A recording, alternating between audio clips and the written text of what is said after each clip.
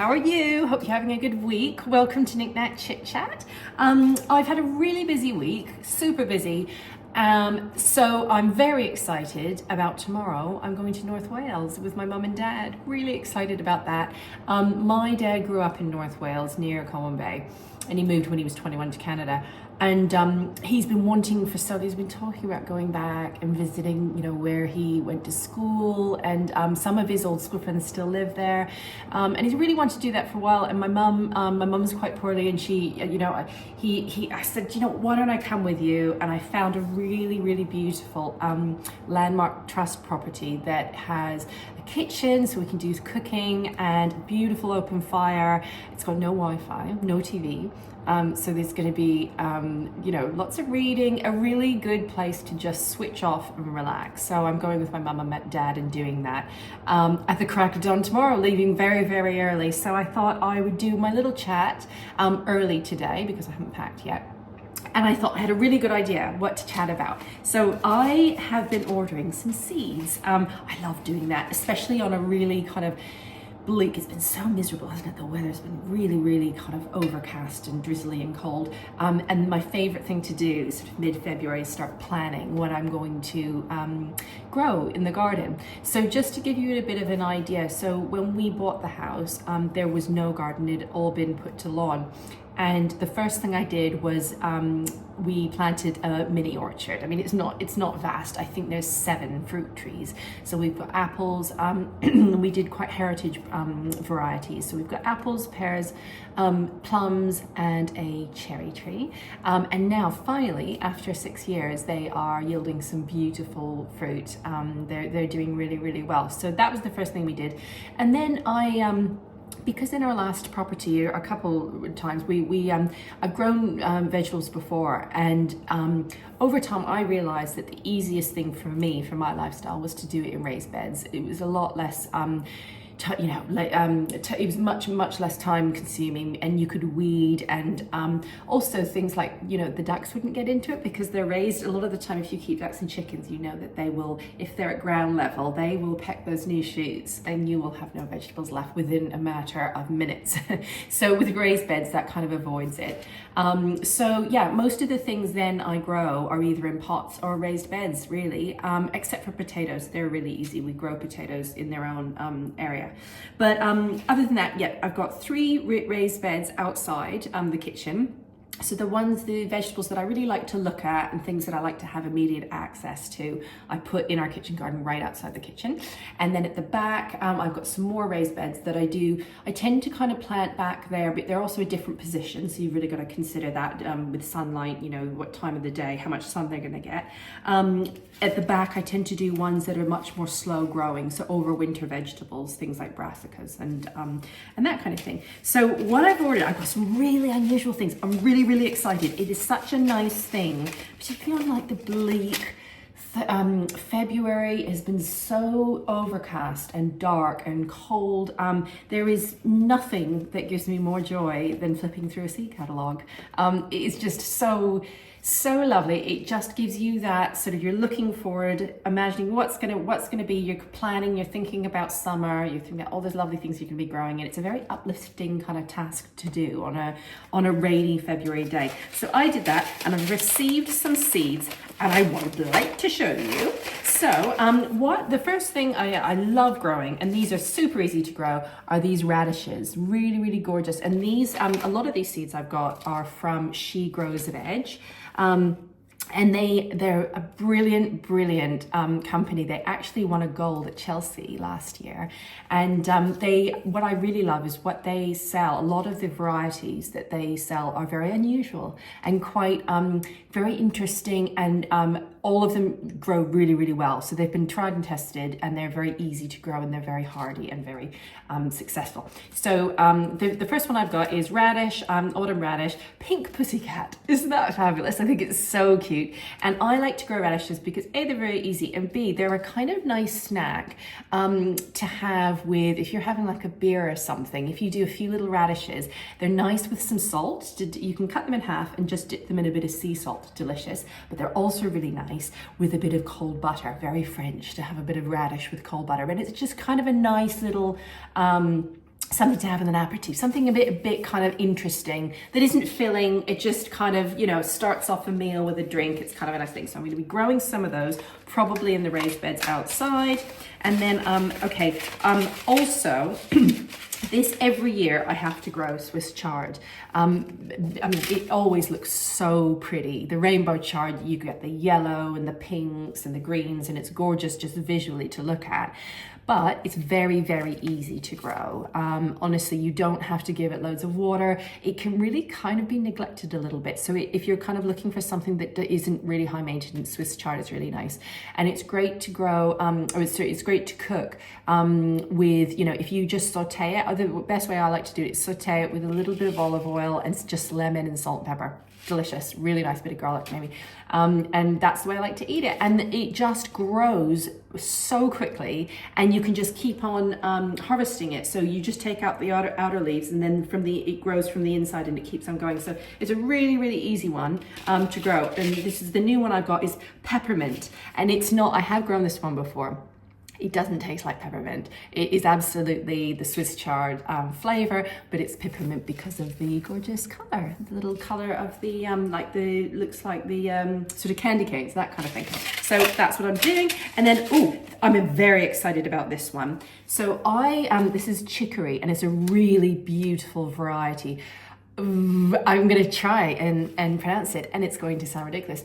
Variegato di Castellafranco. Sarah Raven, beautiful seeds. Her stuff is always gorgeous, and this one is so pretty. It's got the little frilly leaves, and it's really flecked with pink. So not only is it very delicious, it looks stunning on the plate. And things with chicory and radicchio, it has become very, very trendy right now, hasn't it? Radicchio, I think. And where we live, actually, it's quite hard to find. I know in London, I went to Bailey and Sage, and they just have a whole wall of it, and it's very easy to find. But here, not so much. So I'm absolutely going to be growing some of it. And the thing I like is that it's a cold winter vegetable. So you can plant it in the summer and literally leave it where we are, we can leave it out all winter long. So, and you can just take off the outer leaves and grow it. Our winters have been so mild recently that our endive and what were the other ones I've been doing? Even our iceberg lettuce has been really good. It really can withstand a bit of frost, and it's okay. If you're gonna have lots and lots of snow, it's not gonna survive that, but this is a really hardy one, and it can go all winter long where we are. So I'm going to be growing that one. That's a really lovely one. And then I'm going to be doing, I always do tomatoes. I don't do tomatoes in the raised beds. And the reason why is, for me, I find I haven't got a greenhouse. And with tomatoes, the thing they do need is heat. They need, but you can get that heat. If you've got a south-facing wall, it's perfect because it keeps, it retains that heat. And we've got a shed at the back here, and it is not a beautiful shed. It's not, the side of the shed is just very utilitarian. It's where we used to keep the chickens. And it's on a brick patio. It's not that special. But it's south facing, and it gets all the sun throughout the day, and then in the evening it stays warm, and it's the best place to grow tomatoes. So I put them in apple crates, and I put some compost in them, and I do about 5 apple crates, and I put stakes in them, and I put twine that goes all the way up to the gutters so they can climb up. So I like to do the kind of cherry tomato varieties that will climb up. But this one looks really interesting, tomato crazy cherry. But look at the color, isn't that gorgeous? So beautiful. I've done orange ones before, and I've done yellow ones before, but these just looked a little bit interesting, and I haven't done that variety, so I'm going to be planting them. And then, squash. Okay, do you know what I did last year, which worked really, really well, and I've seen it at amazing gardens like Great Dixter, is they have, vast compost heaps at Great Dixter. A lot of the national trust places, they're just huge because it's such a big garden. But we've got a little compost heap. It's a working one. We put all of our scraps, our garden kitchen scraps, vegetables on there. And what I did last year that worked really well, I took a hint from these big gardens, is I popped some of the seeds of the squash and gourds into the compost heap. Now I think with the big gardens, what happens is when they've dried their squashes or gourds, or they're finished with the scraps, they'll just put it on the compost heap and then they'll naturally germinate and grow from there. But I'm gonna be a bit cheeky, and I'm gonna deliberately plant some in my compost heap, because the thing with gourds and squashes is they want really rich, nutrient-rich soil, and that's exactly what a compost heap has. And also with a compost heap, it's got loads of because it's you know, rotting, and it's a living organ. It's constantly rotting at the same time. It's going to be quite moist the whole time, so you don't need to water it. It's kind of self-sufficient. And it always looks really pretty having these like pumpkins and gourds coming out of the compost heap. So the ones I've chosen, not that one, this one, pumpkin Muscade de Provence. That one is so beautiful, and I've seen that in a shop. I've seen them for sale. They're huge. They're really, really beautiful, and they've sort of got a waxy. My dog.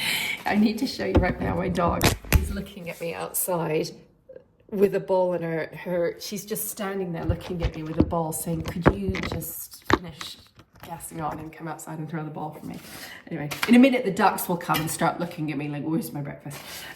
So yes, sorry, pumpkin Muscade de Provence, that's the one I chose. And then what was the other one? Oh yeah, this one looked beautiful. Look at those, aren't they stunning? Flat white boar. So they're beautiful, and the thing I love about them is that they just keep so well. You can get, and once they're finished growing in October, excuse me, you can put them in a dark shed outside, frost-free, and they will go all the way until spring. They'll keep beautifully, and you can use them all throughout the winter. So really nice seasonal kind of thing to grow. Squash, if you've got a little bit of space, particularly a compost heap, use some squash, some pumpkin. And then green beans. I always do green beans. They're so easy. There's a lot of things I grow because I know out of experience they're easy. I haven't got time to do things that require different, particular types of soil.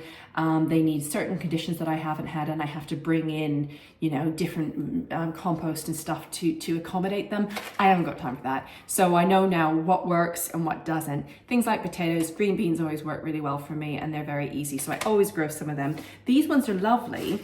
They're dwarf beans, so they don't require a frame to grow up, which is really nice. I think they grow to about 45 centimeters and almost like a little bush. And they just, they're so prolific, these ones. And it's a different variety. I've done one really similar. This one's called Cresso, but they're yellow ones. So really, really pretty, and they look gorgeous. That's always really important to me as well, is that I want something, if I'm going to grow it, I don't want it to be ugly. I want it to look pretty, right? So, if you're going to be looking at it the whole time, you might as well grow something that's pretty. So I'm going to grow them. And talking about things that look pretty, in my vegetable garden, I like to also grow a few flowers as well in the mix, because I think it just looks nice. And also it can often deter pests like the cabbage moth. Marigolds, for instance, if you grow marigolds, they give off a scent that we can't really smell very much, but insects can, and it deters cabbage moth and lots of vine weevil and lots of other ones as well. So marigolds are really good. But these ones, I'm going to grow sunflowers. I love sunflowers. I just think they're so beautiful and kind of old-fashioned, and I like the dwarf varieties, and they're so easy to grow. They were the first things that I showed my kids how to grow, and we used to grow them in just little pots, and they put their name on it, and that was their sunflower. And they're quick growing, and then they've got you get so much bang for your buck with sunflower, and then you can dry them, and the birds can have the seeds at the end, the seed heads. So this one is so beautiful, Velvet Queen. I really like the more unusual varieties, and this one it isn't particularly tall, which is nice because we do get a bit of wind. And I'm trying to see here how tall it grows. Doobie. It's not saying now. Oh, actually, I tell a lie. It is quite a height around 1.7 meters. So yeah, that's not a tiny one. So yeah, Anyway, that'll be nice. I'm now going to rethink maybe where I'm going to put it, because you don't want to put really, really tall ones if it's right in the middle of a windy position. So, but I'm still going to grow them. And then this one, isn't this one gorgeous? Sunflower vanilla ice. I think that is so, so pretty, gorgeous. So I'm going to be growing that one as well. And then in the vegetable garden, the other flower I always grow are nasturtiums, because you can eat them. They look so beautiful in a salad, and they're very kitcheny. They're very kind of, they're great in a little vase in the kitchen, and they look great tumbling over a raised bed or a pot. And they really like to be put at the edge of a pot, because they'll come up and over and kind of curl around and just look gorgeous as they bloom, and they just go on and on and on. And the great thing is as well is once they're finished flowering, if you leave them in, you're left with all the seed heads, and they'll self-seed if you leave them all the way until sort of November. You'll find them coming up again because they'll drop the little seeds. It's really, really easy to grow. But the traditional ones are yellow and bright orange, but look at these ones. Aren't they gorgeous? Peach Melba, isn't that so pretty? I'm very excited about growing them. So I will do quite a few of that. I think I'll do them on the edge of each of the 3 raised beds, just to kind of add a bit of impact. So I'll be doing that. Is that it? Oh no, one last thing I was going to talk to you about was salad. So I always grow greens, like salad greens, in the raised beds, because they're very, very easy. I tend to kind of grow the cut and come again salad, and it's you just harvest it as you need it, as you need the greens. Things like iceberg lettuce I find a bit harder to grow. The ones that you have to leave to form a kind of heart, baby gem lettuces, the kind of the ones that wrap themselves out. I find them, A, they take a lot longer, and B, they have to have constant moisture. So they have to, you can't go away for a weekend if it's hot, because they'll be stressed, if they get dry out a little bit. And if they're stressed, they won't form that beautiful compact ball that they're meant to. Whereas the cut and come again lettuces, they're a little bit easier, a bit more forgiving. So things like rocket, so easy, and they're so quick. I always get a packet of rocket, and this is like a thing of millions of seeds, and they're so cheap. And again, what you can do is you can start off a row. I tend to do just a big long row in one of my beds of rockets. I just sprinkle them in, cover them up, and they start germinating really quickly. I don't do that until about May. What you can do is, if you run out of seeds, you can let a few of them go to flower. They have lovely yellow flowers, and then when you leave them to go to seed, they will then drop more seeds, and then you'll get them coming again, and you don't have to keep on buying seeds. So they're very easy. I love rocket. It's just peppery and just so versatile. You can just use it in so many different salads. And my latest favorite thing to grow, and it's a shame because I just got rid of it, but I'm going to do some more this weekend, next weekend, are microgreens. And what they are is they're essentially just the little seedlings that are just germinated from lots of things that we grow. So these ones are beetroot, but what you do is you can grow them on a windowsill, so you don't even need a garden. It doesn't even need to be outdoors, but it needs a moist kind of little reservoir. I've seen people actually grow them in like plastic little recycled yogurt pots, things like that. It doesn't have to be very deep, as long as it's got a little bit of drainage and it's in a tray and it's kept moist.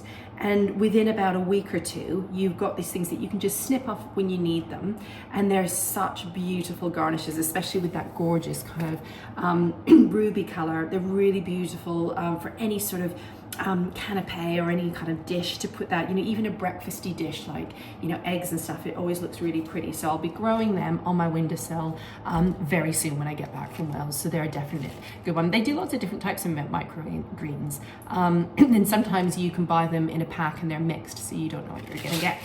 So that's it. That's my seed chat. Sorry, I've got a frog in my throat. Hope you're having a lovely weekend. Oh my goodness, I think the sun is trying to come out. I cannot believe it. Hope you're gonna have a lovely weekend. It's half term, so my husband has got the kids and I'm swanning off to Wales. So I'm very excited. It's a 7-hour drive. It's a long way. but I'm going to be planning what I'm going to cook. I'm excited. I'm probably going to be filming a bit of content, probably not posting it, but I'm going to take this opportunity to kind of make a few meals, maybe do some filming of what I'm deciding to cook. And they're going to have to be meals that don't require loads of ingredients, because it's not my kitchen, and not loads of prep, and not loads of leftovers either, because you don't want to do a great big meal. I'm only there for 4 days, and you're eating that for 4 days. So I'm going to have to think, and I want to go to, whenever I go away, I like to go, the first thing I like to do is go grocery shopping, particularly if there's a farm shop, or if there's, I don't know, somewhere local, a local butcher's or a greengrocer's. I want to see, what are they growing, what's in season, what can I make, what sort of meal can I make. So yeah, that's what I'm going to be doing. Hope you have a lovely week, and I will talk to you next week. Toodaloo.